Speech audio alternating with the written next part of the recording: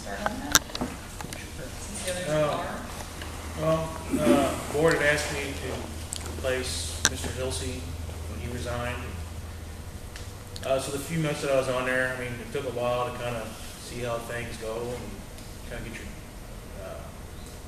bearings on how things work. And after sitting on the board for those months, that you can see the direction that these guys want to go in to take the city. I think it's bringing retail places in. Dollar General's a start. We need growth. I mean, Bourbon's been the same size for years, and the only way we're going to be able to move forward is to have some kind of tax base created here. And I've lived in Bourbon most of my life. I want to see things get better than what we've seen before. It's just to see things get cleaned up and to see new business come in. The only thing I'd want to expand on what we've done now is to try and get something for the youth here. There's a lot of kids here in this area that they have nothing to really, other than what the school provides to use. We've got one park that they can play on and stuff, but I would like to see us kind of get into, making something substantial for the youth here in this town that's gonna keep people here instead of moving to Sullivan and Cuba where they've been doing over the years, because the schools offer more here. They have this in Sullivan. We need something here in Bourbon to keep people from moving. Can I ask you a question? Okay, you're talking about a tax base. How can you support one of like the BCDC that is tax exempt? And do you know how much money the city of Bourbon has lost by not getting taxed on that property? And they're going to rent a strip mall out. There's going to be a strip mall there, and that's going to be run as a not-for-profit, so that means the city gets no tax. So why doesn't all the other businesses that would be run as a not-for-profit? The businesses that would be in there would supply sales tax, right? But they're still not paying real estate tax. You know how high real estate tax is? What was here provide taxes to start with? To me, the BCDC is a good thing. To bring the businesses here, where does the city have the means to build something? But you have Is that what you're talking about? Is on Main Street here pays real estate tax. Building something here? The city doesn't have the city means cannot to do get into the business of of renting commercial buildings. So what are you wanting the city to do that BCDC has done? They need to collect tax like any ordinary citizen. If it's a bargaining chip for a company to come here to say, you're going to give them tax pay. You're going to give them tax. If they're bringing in sales tax, that's more than the city's getting to start with. There's so many businesses in this town that pay real estate tax on their commercial property. Commercial property is expensive. No matter what you have, if you have a water bill, you pay more. If you have electric, you're going to pay tax on that. They all pay city and sewer water. They pay water, sewer, trash, they pay everything everybody else pays. But not a not-for-profit doesn't pay tax. Large cities do this all the time. They're attracting big business, like to bring Toyota into the Georgia area. They gave them tax incentives to be able to come there. That's called tax increment financing. Yeah. Still, when you're renting commercial buildings out, they should be taxed like everybody else. They're going to have the advantage over everybody else. So everybody on Main Street. But you're still attracting. Your question to me was, why do I support it? I support it because I want growth, and the sales tax revenue is growth. That's my answer. That's very little what the city gets out of sales tax. It's better than nothing. They get probably less than At the end of the year, we'll see what it is. 1%. At the end of the year, we'll see what it is. We'll see. We'll get it all together and we'll know. As long as that building stays empty, though, there's no real estate tax coming in. We have lots of empty buildings. There'll never be any real estate tax coming in on it, ma'am. But it's not. It's in a nonprofit. It's a not-for-profit. Can we let the alderman answer the question that was addressed to them at the beginning? I already answered it. I know you did, but there's two others. Yeah, there's two others, so I'm trying to get back to where. I lived lost for 2 years, about 10 years ago in this place, and I still can't understand it. One thing, it seems like you blame the mayor for quite a few things. And it's, all the money that's spent out of this city is spent by the 4 aldermen. Now, why do they blame the mayor for everything? So that's where I'm at. That's one place I'm at. You know. and Good point. Go on from there, because there's a lot of secrets in this.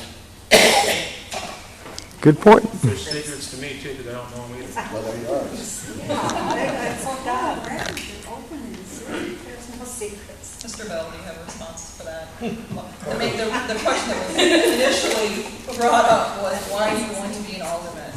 Well, I guess the main thing is, I have a time, I'm retired. And I'd like to see the city of Bourbon, progress. And I'm in a position now where I got the time to do it, let's put it that way. But as far as you were talking about here on City Hall keeping secrets, anybody, I don't care whether you live in town or you live in St. Louis, you can walk into City Hall, you can request to see the minutes, and it's word for word, everything that went on in every city council meeting. And it's in a book. And anybody here is welcome to come over there and sit down and you can read anything you want. There's nothing that's hidden. But what about some of the agreements that mayor makes, comes into the board and says, I made this kind of agreement, so vote on it? It's never happened. It's happened in my time. It did in your time? Well, I wasn't there, of course, but The only time that mayor has ever went out and made a deal, it has been approved by the board of aldermen before he went. They gave him the authority to do it. He always asks. That's just like this Route 66. We voted to give him the authority to make the deal with the state. and if there's some misuse or waste of government or city money, you're responsible, right? Right? The aldermen. You're responsible. We're all responsible, yes. Because the alderman. Not all of us. In other words, the mayor. The only way the mayor ever votes on anything I know this. is to break a That's tie. why I'm. But he's always asked, when an issue comes up, just like negotiating with, over the settlement on the land, he's asked if the board wants him to act in favor of the board, and we voted, and it's been yes. And you can Negotiate with the get law any, firm. as far as monies and everything? No, we've never given out any money other than, what was in the settlement, so. Route 66 has been brought up several times, and I do have a question regarding that. It is now to be maintained by the city. Why hasn't it been since 2006? That's hard to answer. In 2006, probably in 2007, my first experience was to contact Tom Stanley. At that time, he was our district engineer, MoDOT's district engineer, and a fine gentleman. And to see if we could get some assistance, money-wise, to pave Route 66. Year one went by, year two, we're in year three. Hopefully it'll get done this year. You're aware that the state has severe problems, money-wise. The city finally agreed to participate in that to this extent.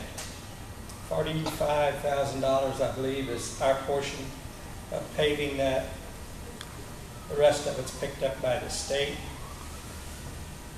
Also, the county is going to pave an additional mile of it west of the city limits to a point where it becomes state property again. And Highway JJ rather, that was part of our original talking to with the state.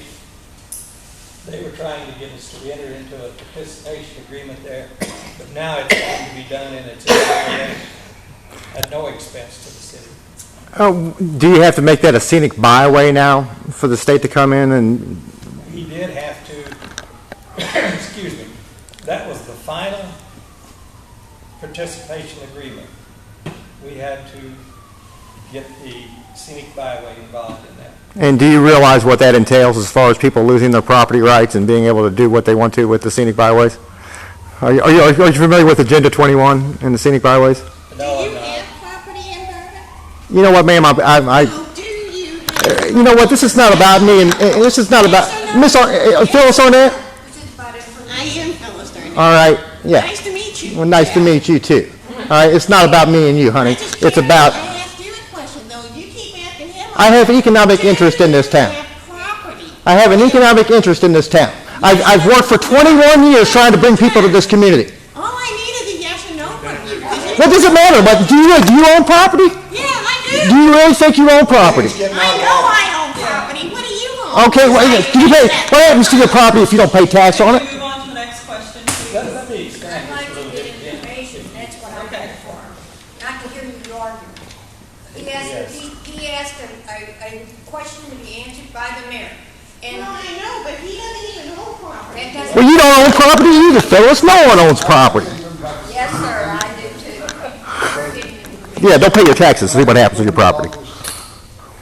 And alderman, I've been around to every house in Ward 1, left my card there, told them to call me, with my phone number on it. You know how many calls I got? Well, 7. In other words, there's not very much communication either way or something. Yes, I ma'am. have a question, and it is for you, Mayor. How do you get a not-for-profit status for that property there, and what would prevent other businesses for also applying for not-for-profit status for their business? I guess they could go ahead and try to get that. Pardon? They could go ahead and try to get a not-for-profit status. Actually, when Dollar General located there, they were able to charge an additional 1% sales tax Okay. on all merchandise just on their lot, which is roughly 1/3 of that total piece of property. And now they have relinquished that, and it's my understanding they're paying real estate tax on that portion, as well as generating sales tax. Here's something I did find out in the course of talking to the state. The state did not feel welcome in Bourbon. One thing that we had to enter into to get 066 paid was to do away with an ordinance that did not allow the state to use 066 as an emergency route. I don't want to comment on that, but if that doesn't tell you something, you're blind.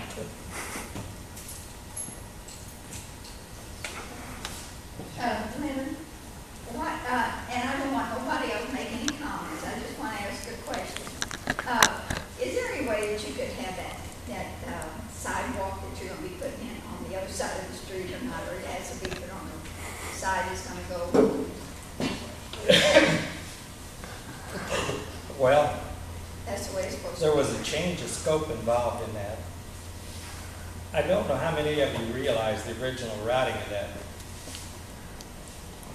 But about $70,000 of the original amount of money that was allocated for that program was for a retaining wall against Bernice Street. Oh, was right. Oh, was right. But in rerouting this, some of the board members might need to help me out on this. We stretched the amount of the sidewalk out, not double, but close to that. There will be a stop sign at Joe Street. Part of the board's thinking here was the traffic in front of Circle Inn, Autumn Age, in that short distance from the stop sign downtown, needs to be kept under control. And there will be a lighted sign west of Joe Street. I don't know just how far, but it'll be up high enough that it'll be visible as the traffic is coming east. And I guess the school board saw fit to make this change too. I understand it was very trying, but it serves a lot more people now. I'm not going to argue about the whether it was needed or not.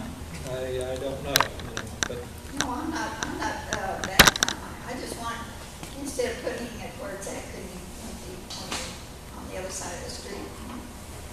well, this way here, The side. here's what happens. If you put it where you're talking about, you're going to block Pine Street with a stop sign,